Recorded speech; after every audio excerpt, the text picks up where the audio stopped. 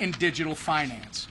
The House will also vote on our anti-CBDC Surveillance State Act, which bans the Fed from issuing a central bank currency. Under the Biden administration, financial surveillance gained a foothold in the United States as they explored the creation of a central bank digital currency. CBDCs are already used by governments like the Chinese Communist Party to monitor, track, and judge the financial actions of its citizens. A CBDC would be nothing more than a surveillance tool that could threaten our very way of life. We can't let that happen. These three nonpartisan bills are the culmination of years of work in Congress and especially in the House. Together, they're going to launch America to the top of the digital asset innovation world and fulfill our promise of making America the crypto capital of the world. We've waited long enough. We must take hold of this opportunity now. This is the week. And with that, I turn it over to our leader. Thank you, Whip. Talking about innovation. We are not done innovating, and we're not done winning. We are just getting started. This House majority keeps delivering for the American people. I know nobody in this room did, but there were some who doubted whether we could pull off passing the one big beautiful bill. There were days when, maybe more members than we could lose were out there saying maybe they might not vote for the bill. But this leadership team, led by our Speaker, and especially led by, you think about Donald Trump and the work that he's done to get this country back on track. Donald Trump was all in it, making sure that the one big beautiful bill passed. He made phone calls that he needed to make. He was directly involved in helping usher that bill to his desk. And then we were all there for that great signing on July 4th in the White House to celebrate what's going to be a great American comeback story to get this country back on track. And it's great to welcome the Patties here. Great family business, multi-generational business, almost 100 years. I'll come see y'all if Patronis will have me for the 100-year celebration of what is part of the American dream. What they described, come to this country legally. Let's help start a business. We've got to figure out how to make ends meet. So let's meet demands and help in our community. And then as that demand was met, they found other needs and they grew into just keep and creating jobs. And this bill delivers for so many working families in America. If you just spent all of your days listening to the lies told by the Democrats, you would be living in a parallel universe, because they're rooting against the success of this bill, which means they're rooting against the success of working families across America. The good news is we, as House Republicans, focus on how to deliver wins for the families who have been struggling because of those failed Democrat policies, because of what the far left has done to increase inflation, increased interest rates, make it harder for the waiter or waitress to get by working 2 shifts at a diner. Well, now they don't have to pay tax on tips. And as Democrats are lying about billionaires, what they actually did was vote against those waiters and waitresses.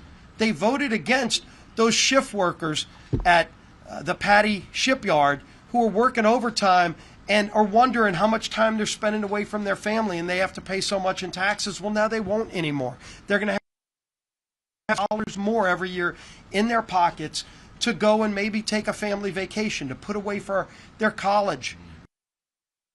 Every Democrat, how are they going to reconcile that when they fan across America? And I know Hakeem is taking this traveling roadshow around the country to try to keep lying about the bill. The problem is he is flying in the face of Americans who know how good this bill is going to be for them.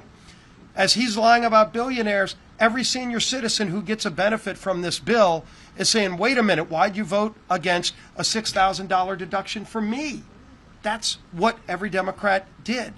And so we're talking about the wins in this bill that a lot of people don't know about. We of course know about lower rates for everybody. Every Democrat voted to raise rates on everybody. I'm curious to see, as they're traveling around the country, will they answer the question, will Hakeem and all of his friends pay the higher tax rate that they voted to impose on every American family? They actually did that. They voted to raise every American's taxes. But now that the bill's passed, are they going to be hypocritical and take the lower rate? Or well, they can actually send more money in. They believe in taking more of your money, but they can send in more of their money. Will they do that and pay that higher rate that they voted to impose on everybody? I think probably not, but it's a fair question to ask. But in the meantime, all of those families who are going to benefit, a air traffic control system, as Congressman Patronis just talked about. We saw the floppy disks are running airports like in LaGuardia. Floppy disk drives. I'm a computer science major. I learned in the 80s how to program a computer on floppy disks. We got rid of the floppy disks in the 90s. They're still running airports off of that old technology. And President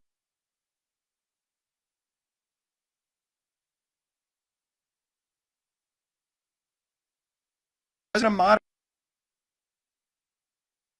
they have the confidence that that air traffic control system at their airport and run off of modern 21st century technology, not 1980s technology.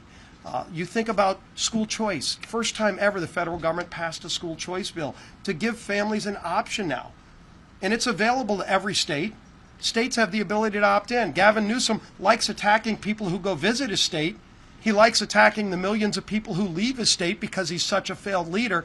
I'm wondering, is Gavin Newsom going to stand in front of the schoolhouse steps and deny the ability for every low-income family in the state of California the ability to send their kid to the school of their choice if the local school is failing those kids?